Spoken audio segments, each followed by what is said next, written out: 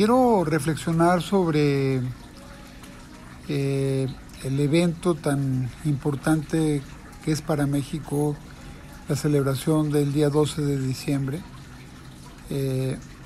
Yo creo que es uno de los más reconocidos símbolos mexicanos, la guadalupana. Casi todos nos identificamos con ella sin importar raza, religión o clase social. Ante nuestra madrecita Lupita todos sucumbimos.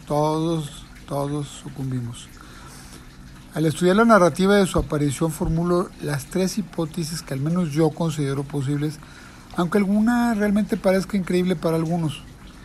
Si la tradición popular la cree posible, yo prefiero no dudar.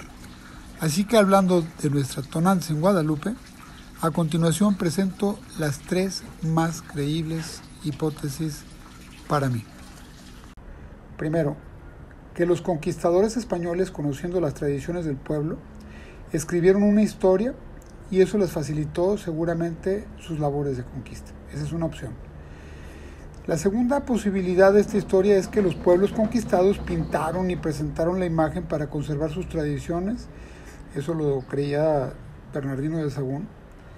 Y bueno, de esa forma podían, en dado caso que les construyeran su templo, ir a adorar a Tonantzin y así continuar danzando a su madrecita del Tepeyac todos los días 12 de diciembre, como era y sigue siendo su costumbre. Es decir, esto comenzó antes de la conquista. Y bueno, la tercera posible historia sería la de la aparición como un milagro que ocurrió en el Tepeyac. Cualesquiera de las dos primeras me llevan a la tercera. Tonantzin Guadalupe definitivamente es un gran milagro que, sin importar si la historia es verídica o no, nos une. Para entender lo sucedido, propongo trasladarnos al Israel de hace 2000 años, donde algunas de las tribus que estaban habitando las tierras de Israel eran morenas, y aunque no tenemos un retrato de María, en esta historia tenemos que suponer que es ella que nos lo deja grabado en el ayate de Juan Diego en 1531. Y así nos descubre su rostro moreno con rasgos semitas. El color de su piel identifica a nuestro pueblo y así la sentimos nuestra. Hay en el Tepeyac restos de un templo de adoración a la diosa Tonantzin, nuestra madre, a la que acudían pobladores de todo el Anáhuac. Tenemos historias que recabaron los frailes que dan cuenta de que mexicas y otros pueblos que se habitaban en los alrededores del lago de Texcoco creían que en la cima del cerro del Tepeyac se aparecía la madre de los dioses y se escuchaba en el lago el lamento de una mujer llorando que decía: «Hijos míos, amados hijos del Anáhuac, vuestra destrucción está próxima». Los sabios sacerdotes pensaron que era la diosa Cihuacóatl quien les profetizaba la destrucción de su país. Los pueblos que habitaban el Valle de México fueron conquistados por los castellanos y principalmente, definitivamente, gracias a la participación de algunos pueblos de las Indias que aceptaron unirse para quitarse el yugo azteca. Acuérdense que estaban dominados por el imperio azteca. Se sabe incluso que Tlaxcala, que fue el principal colaborador, fue respetado por España y se mantuvo independiente durante los 300 años que duró la colonia. Nuestra nación definitivamente es el resultado del choque increíble de esas dos grandes culturas de mundos distantes que nos da luz a nuestro pueblo que hoy se conoce como mexicano, y que al caer el imperio azteca, el templo de Tonantzin en el Tepeyac fue destruido, por lo que se seguían escuchando los lamentos de Tonantzin llorando ahora por su morada, la cual había sido profanada por el invasor.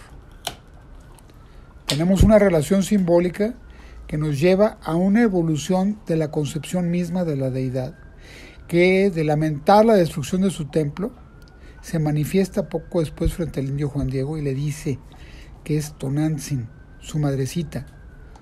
Al escuchar esa narración, yo creo que es de suponerse que él la reconoce.